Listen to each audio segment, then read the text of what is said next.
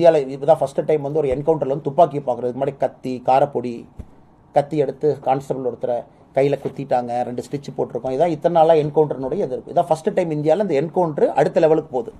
துப்பாக்கியால் எங்களை சுட பார்த்தாங்க அப்படின்னு. துப்பாக்கி எங்கே வந்துச்சு? திரும்ப திரும்ப எல்லோரும் கேட்கக்கூடியவர். உடலுபதிக்கு போகிறாங்க. ஒரு பாண்ட் கிரிமினல், நொட்டோரியஸ் கிரிமினல் நீங்கள் சொல்கிறீங்க.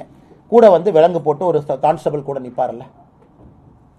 நான் படத்தில் பார்த்தா கூட, ஒரு படம் எடுத்தால் கூட கையில் விலங்க போட்டு 2 கான்ஸ்டபிள் நிற்கிறாங்க. திரும்பி நின்று அவர் வந்து ஒரு டாய்லெட் போகிறாரு, பக்கத்தில் ஒருத்தவங்க நிற்கிறாங்க. இதுதான் இத்தனை காலமாக பார்க்குறோம். ஆனால் அன்னைக்கு காவல்துறை அவர்கள் ஒரு விஷயத்தை சொல்லிட்டு அதை சமாளிக்கிறதுக்கு நிறைய விஷயங்கள் தொடர்ந்து பேசுகிறாங்க. அதான் பிரச்சனையாங்க. நாங்கள் திரும்ப திரும்ப சொல்வது, ஆளும் கட்சியினுடைய கூட்டணி கட்சிகள் வைத்த குற்றச்சாட்டு ஒரு பக்கம், எங்கள் குற்றச்சாட்டு ஒரு பக்கம். அதனால் மெயின் அக்யூஸ்டு திருவேங்கடம் அப்படின்னு நீங்கள் சொன்னீங்க, அந்த வீடியோவில் காமிச்சிருக்கீங்க. அவர் தான் வெட்டினாருன்னு சொன்னீங்க, மெயின் கான்ஸ்பிரேட்டர்னு சொல்கிறீங்க. இன்னைக்கு அவர் இறந்த பிறகு இந்த உண்மை, நீங்கள் சொல்கின்ற உண்மைங்கிறத யார் ஏற்றுக்குவாங்கண்ணா? Who will believe it is a truth? இந்த உண்மைக்கான என்னன்னா தெரியும் உங்களுக்கு. அப்புறம் இன்னொரு பக்கம் இது ஒரு மர்மமான கேஸுங்கண்ணா. சென்னை பாலிடிக்ஸ் பார்த்தீங்கன்னா இது ஒரு மர்மம் தான். காரணம் இதில் பல ஆங்கிள் இருக்குது. நான் உண்மையை சொல்ல வேண்டும் என்றால் இதில் பல ஆங்கிள் இருக்குது. அரசியல் அப்படி தான். சென்னை பொறுத்தவரை ஒரு விதமான அரசியல் இது, குறிப்பாக நார்த் சென்னை அரசியல். அதனால் இந்த கேஸில் நாச்சி ஒரு உண்மையை கொண்டு வந்தாங்கன்னா அந்த மாதிரி அரசியல் மாறிவிடும் என்று நான் எதிர்பார்த்தேன். இதில் நாச்சி ஒரு கிளீனாக சொல்லிட்டாங்கன்னா அந்த சோகால்டு அரசியல் சென்னையில் மாறி உண்மையான ஒரு ஜனநாயக அரசியல் வரும் என்று. ஆனால் வரவில்லை.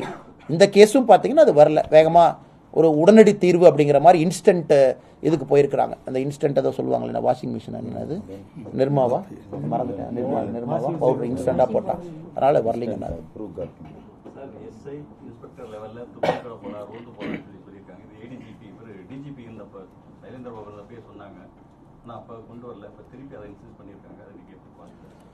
ஆனால் என்னை பொறுத்தவரை குறிப்பாக நான் அதை வரவேற்கிறேங்கண்ணா.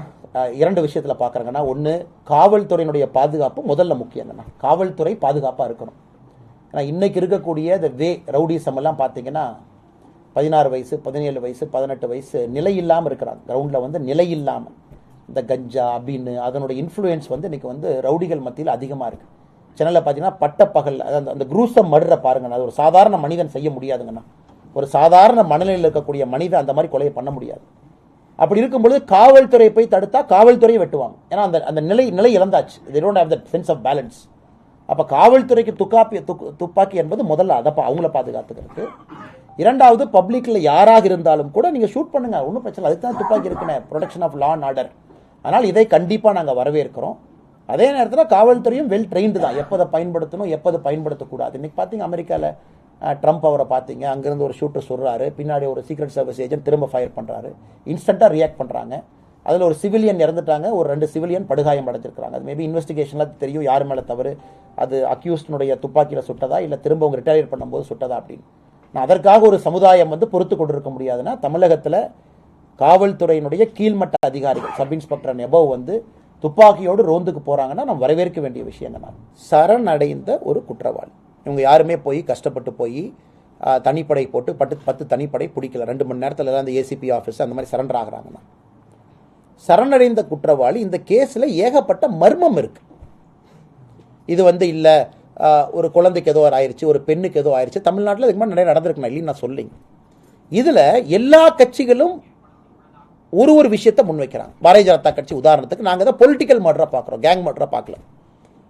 திராவிட முன்னேற்ற கழகத்தினுடைய தலைவர்கள் இது கேங் மர்டர்னு சில இடத்துல பேசியிருக்கிறாங்க. காவல்துறை ஒரு கோணம் சொல்லுது. அப்போ இந்த க்ளோஷர் எப்போ நடக்குங்கன்னா, உண்மை எப்போ உங்களுக்கு எனக்கும் தெரியுங்கண்ணா.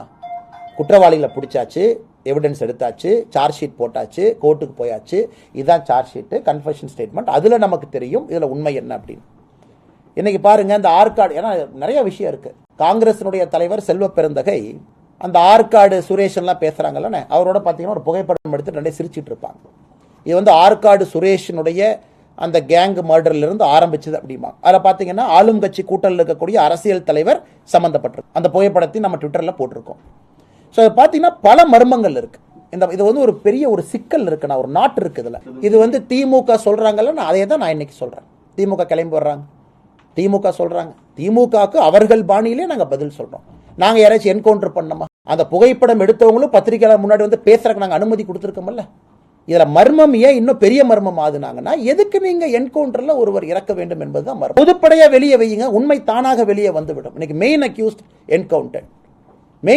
என்கவுண்டர் பண்ணதுக்கு அப்புறம் அடுத்து சொல்லுவாங்க, நீங்கள் சார்ஜ் ஷீட் பாருங்கள், அவர் தான் கான்ஸ்பிரேட்டர்னு சொல்லுவாங்க, அவர் தான் பிளானே பண்ணாருன்னு. அவர் பிளான் பண்ணார் உங்களுக்கு எனக்கு எப்படின்னா தெரியும்? அதனால தான் நான் திரும்ப திரும்ப கேட்குறேன், இந்த கேஸுக்கு இவ்வளவு கோணம் இருக்கும் பொழுது ஒரு பக்கம் காவல்துறை அதிகாரிகள் அவங்க சொல்கிற வாதத்தை எடுத்தாலும் கூட பத்திரமா இருந்திருக்கணும்ல.